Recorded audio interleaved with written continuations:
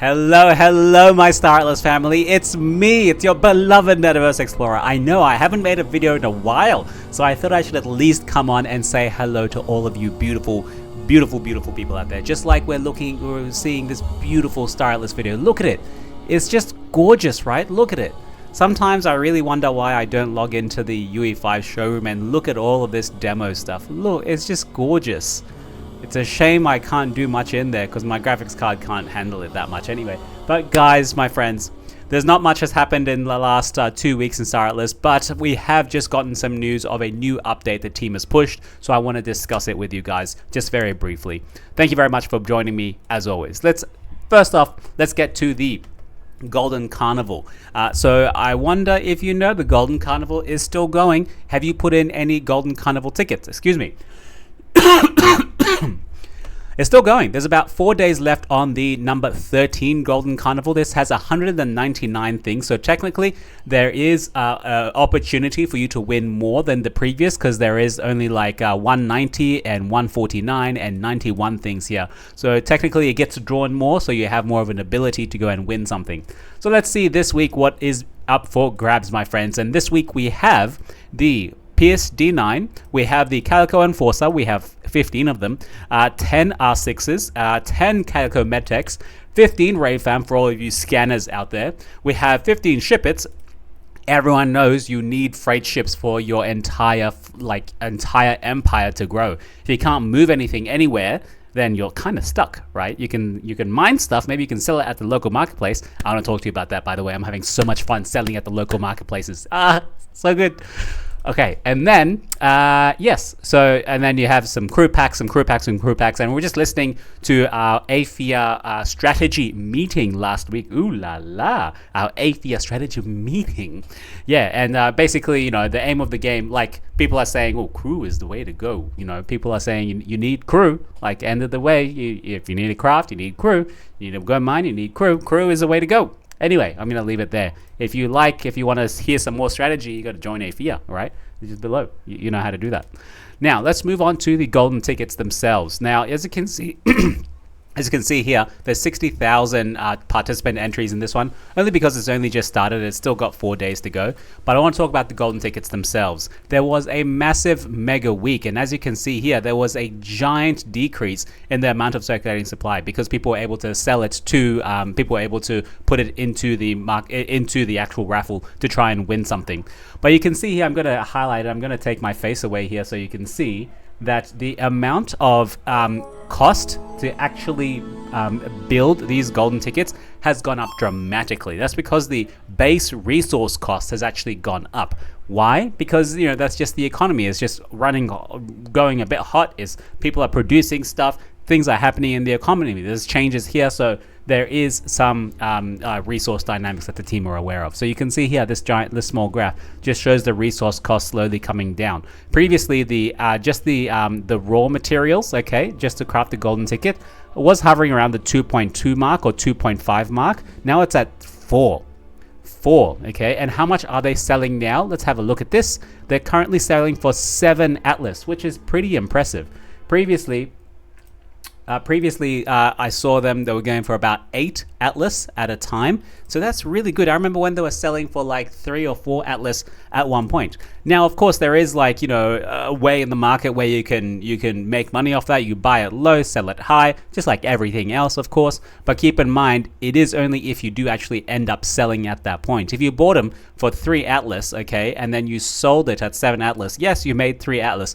But keep this in mind, okay? What if the actual price of Atlas had just gone down by 50%?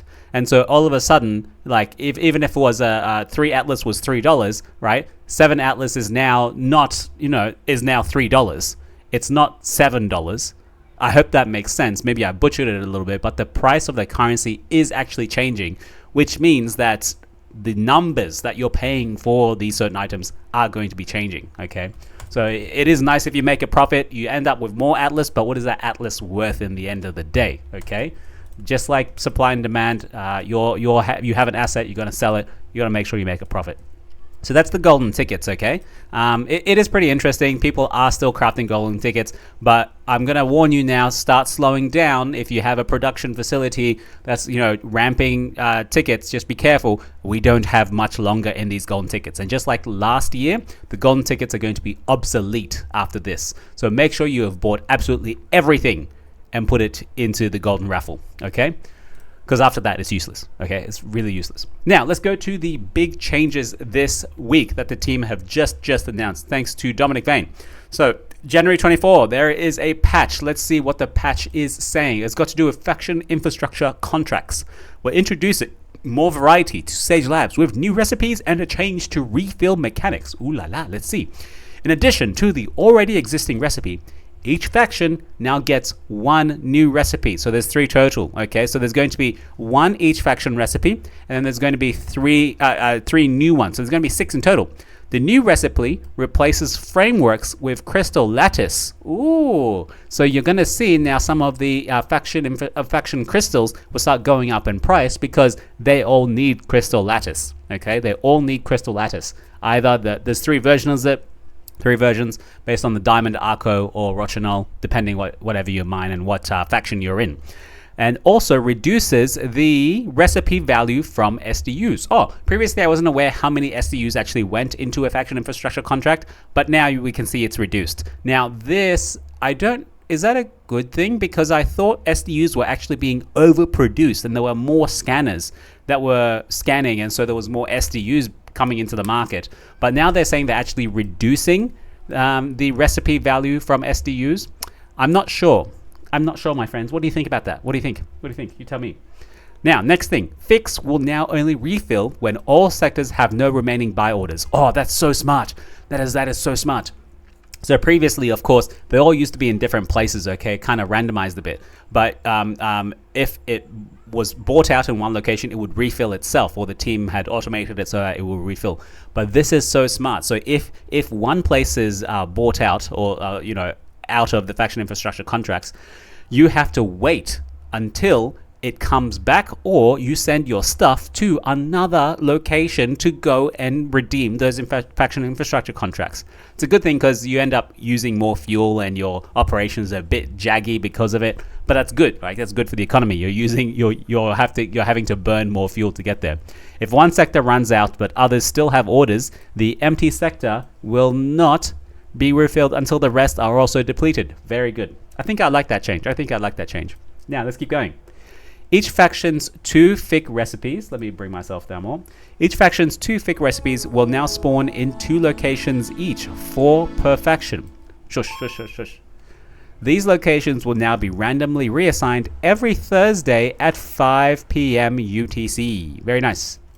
And lastly, we're adding 100 faction infrastructure contract buy orders to each of last week's locations to address any confusion caused by miscommunication on our part regarding fix and rotation timings. That's okay, guys. I don't mind. I don't really play in the faction infrastructure, game loop, so it doesn't really affect me, but it really affects some of the whales.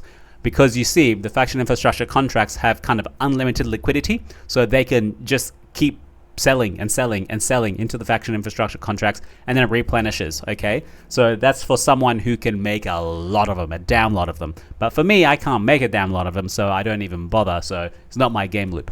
Anyway, that's fine. Let's go to some statistics in staratlas. Let's see what has happened. Let's talk about the faction infrastructure contracts themselves. This is the original one and not the second one the team have just released. I don't touch them much, but it's just nice to see anyway. So let's look at the profit margin of this. Okay, this is really recent. This is from January 2027. January 27. Okay. Now, as you can see here, the net profitability has actually come down a lot. Okay. This is from crafting from raw materials because the materials themselves have actually gone up in price. So keep that in mind. As your materials go up in price, you're crafting something, that item that you could sell for 2 atlas is actually, you don't get that much profit from it because your materials cost a lot more. Okay, you can only sell it for one specific price. There's only one buyer and there's only one price. You can't increase the price you're going to sell it at. So of course your profitability goes down, and that's exactly what we can see here. As you can see, it's pretty bad now. The raw materials, if you're crafting the Oni or if you're crafting the mud, is actually in a negative territory, only because the resources cost so damn much now. And let's, on the right hand side here, you can see the actual fixed costs here per item. Okay, this is the profit percentage wise, and this is actually how much it costs to craft something. Let's look at this one here, just because it's easy. So let's say on December 27, which is still like a month or so ago. Maybe I'll reduce myself so you can see the latest one. So right now, it still costs you 2.01 Atlas, right? To get all the components and then craft it when you're talking about the mud faction infrastructure. The highest profit is the Oni infrastructure contract if you do it in components only. So that means you make 0.42 Atlas. But it doesn't take in consideration all of your freighting around, okay? So yeah, be very, very mindful of this. So that's, it's a very, very thin margin, but because it's such a thin margin, if you're able to actually do multiples of them, like a large whale can, then yes, you make a shit ton of money, all right? Now, let's look at the ecosystem dashboard, because I've been meaning to keep coming back to this and make a small video out of it. I like it, okay? But first off, I want to tell you, I'm having such a good time in the local markets, okay? And I'm actually part of this giant bubble, okay? So first off, I'm going to explain where I am. This is the govern.staratlas.com ecosystem dashboard. This was made by the team, okay? Now, over here, we have lots of different dashboards, but here, okay, we have the active users, emissions, resource production, warping, and local market prices and volumes. So I quite like this because EVI doesn't actually give me this. It tells me what's selling and what's buying at specific markets, so I can play my own games there. But this tells me where all the volume is, and no one has been able to tell me so far. And you can see here, let me bring myself lower again. I will take that away. That's the background music. So you can see here, this is where all the volume is, okay? Look at this giant circle. It's like there's nothing else happening in Oni but this small, but then this giant circle here. Now, little caveats to this. Let's have a look at the actual information. Where's the? Where is? I want to see the details. Yeah, here we are. So this is actually from January 20th to January 26th. So in the last 5 days, give or take. Okay. So most only trades are from Starbase 25 minus 25.15, and there's about 277 trades happening there. In the Uster section, you see there's 3 major hubs where the local activity is happening, and in Mud there's lots of, because Mud has a much higher population, I expect them to be a lot more like diverse. You can see a lot of trade happening at minus 14, 16. Minus 8 24. These are all MRZ locations. That's MRZ locations as well. But anyway, what I wanted to show you was I wanted to see what is being traded the most, what has the highest liquidity in the local marketplaces. So I'm going to filter by volume here on the left, and I'm going to zoom in so you can see. So you can see here, carbon has the highest kind of liquidity, followed by fuel, and followed by survey data units, followed by hydrogen, followed by food, followed by luminite, followed by ammunition. So you see they're all kind of base materials. They're all like the small materials that have a high, how do I say, utilization. Everyone needs carbon. Whatever you're doing, you need carbon. If you're going to go anywhere, you need fuel, which means you need hydrogen. And survey data units, of course, are like their individual kind of own siloed unit. So it's very interesting. And then what I wanted to see was if I click on here, because I'm in Oni myself, I will be in Uster later, but I'm in Oni now. If I click on Oni, it kind of refreshes and gives me, oh, you can even set a date. Oh, amazing. Let's do January. I want to see the last 3 days. January 23 to January 26, apply. I just want to see the last 3 days. What's been selling in my local Oni consortium, you know? So let's look at Oni in this small place, which is negative 25 to 15. You can see hydrogen has a really high volume. Okay, let's actually do it by volume here. Excuse me, I've got a little cough. Hydrogen is first, followed by carbon, followed by survey data units, followed by luminite, and then fuel. So very interesting. Hydrogen is being sold the most, even though hydrogen, I think at this specific location, it's a hydrogen resource of 1.5. And I think it's a richness of 1.5 and a hardness of 1. I think it is, yeah. So it's not the next one over, which is minus 1823. It's very interesting. Hydrogen is being sold here. So I would say, oh, if I want to be in the hydrogen game in the medium risk zone, I probably want to go to this location because this is where a lot of liquidity is. Because there's no point putting your orders on the market if no one's going to buy it. You need to go to where the people are, and this is where the people are. So you can apply that same logic to the rest of these places. If you want to go sell something, I'd probably freight it there and put it at a slightly higher price because obviously that's where people are actually located. That makes sense. So I do like this whole local markets, and I got to say I'm having a great time because I've been wanting to go and build some more max hogs, but all of my fleet are down south in Oni over here, mining carbon, mining Roshanol. I don't have enough fleets to go up and go and mine titanium. Okay, so what I've been doing is I've been mining some Roshanol and I've been slowly selling it off the market, and I've been making some good profit, and so I've been using that profit to put limit orders on the titanium market in MRZ31, and people are filling the titanium order, so I don't even have to go and mine that up there. I can just go and pick it up when I have enough for like 10 max hogs or 20 max hogs, whatever. So if you're in MRZ31, please sell some titanium to me. I'm waiting, okay? I want it all. So yeah, that's the local markets, my friends. Let's go back to the Sage Labs and see the interface and see just what is happening for me. So currently, okay, I used to be based around here at the MRZ, not MRZ20. I used to be at MRZ25 during the hydrogen play. Now, my friends, I'm going to be honest with you. I think the hydrogen play is actually dead, okay? Hydrogen has not been profitable for the last 3 or 4 weeks. And if you have been struggling with the transaction fees, which everyone has, if you aren't, you got a really good secret there. Oh, let me bring myself up. Sorry, I didn't see myself. That hydrogen play is really, really bad now. It's still a negative for you, whatever you're doing, and if anything, if you get lost with the transaction fees, you're losing way more in transaction fees than you realize.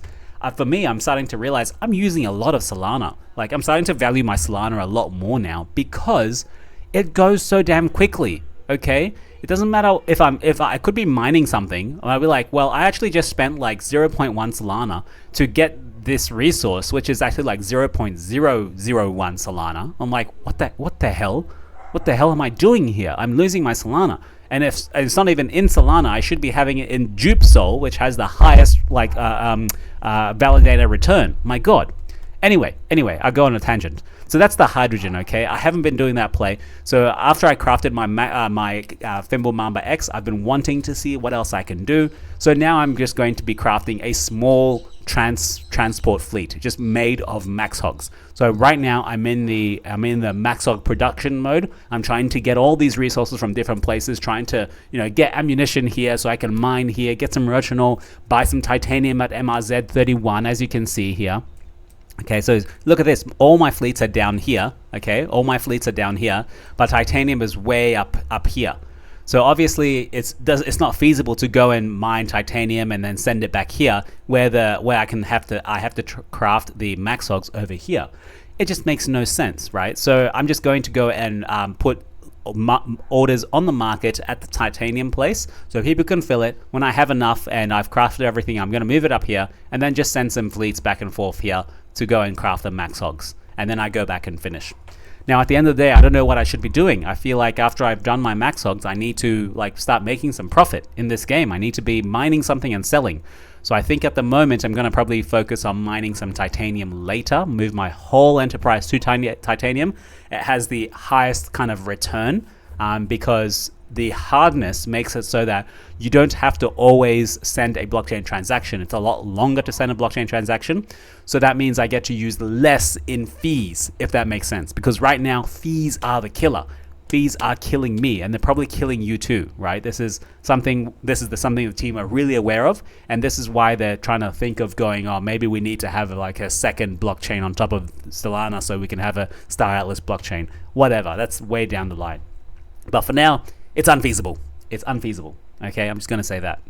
Now, let's have a look at some quick game loops for you before we go. I'm just going to look at the crafting game loop because it is the easiest game loop for everyone in Solana, in Star Atlas. Now, we do have some... now, actually, one thing you should be aware of, most of the transactions in Solana are fairly okay. The way the transactions work is it's how loaded they are with compute units. How heavy are they? How hard are they to actually to make?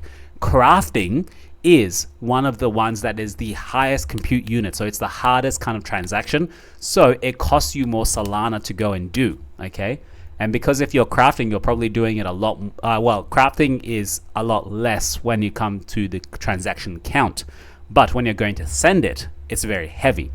A lot of nuance. Sorry if I butchered it for you guys. But let's have a look at the profitability of some crafting. You can see here, the raw return is 1,000% if you buy copper and go and sell it. This is, of course, from 1 hour ago, okay? 1 hour ago's data.